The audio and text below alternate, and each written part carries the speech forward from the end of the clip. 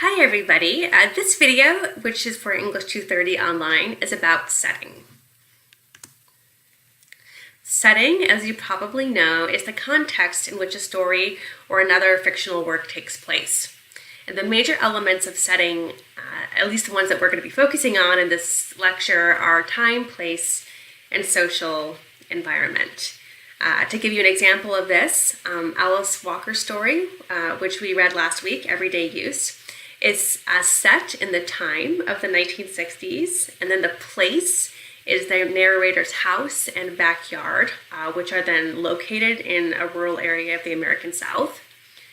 And then one of the sort of social environments the story takes place against is the civil rights and Black nationalist movements, which inspired many African Americans to explore their African roots.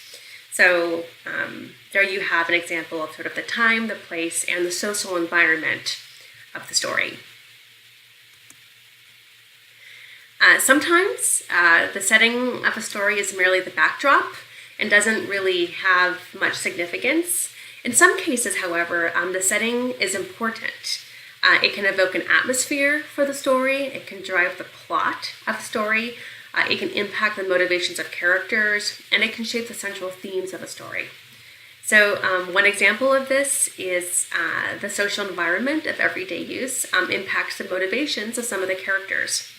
As we read last week, one of the characters, Dee, has been inspired by the sort of Black nationalist movement, and being inspired by that and that sort of environment and that sort of social environment that's happening, she's rejected the name that she inherited from her ancestors who were slaves, and then she's chosen a different name, Wangaro, that reflects her African heritage. So what's happening as sort of the backdrop of the story is directly sort of impacting the choices that a character within the story is making. And then another example of this is in A Rose for Emily, which we read a couple of weeks ago.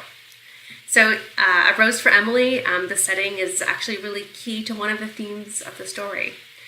The southern town that Emily lives in is changing quite a bit and becoming more modern. But Emily refuses to change and she holds on to the past in a number of ways. And in a lot of really extreme ways, as you know if you read the story and remember the story. By setting up a contrast between this town that's changing and the character of Emily Faulkner, who's the author, makes the story about the tension between the past and the present in the changing South, and not just a story about a strange woman and a murder. So the setting is actually really important in portraying and evoking one of these themes that is central to the story. So these are some examples of setting in past stories. As you're reading the stories for this week, I want you to be thinking about setting. So some of the questions that you can be thinking about, specifically if you're thinking about setting, first of all, what's the time and the place where the story is set? So the when and the where. What is the social environment of the story?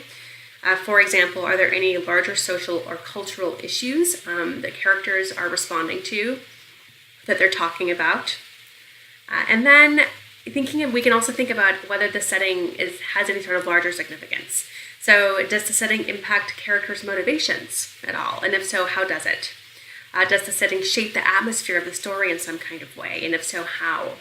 And then does the setting shape the central themes of the story in any way? And if so, how?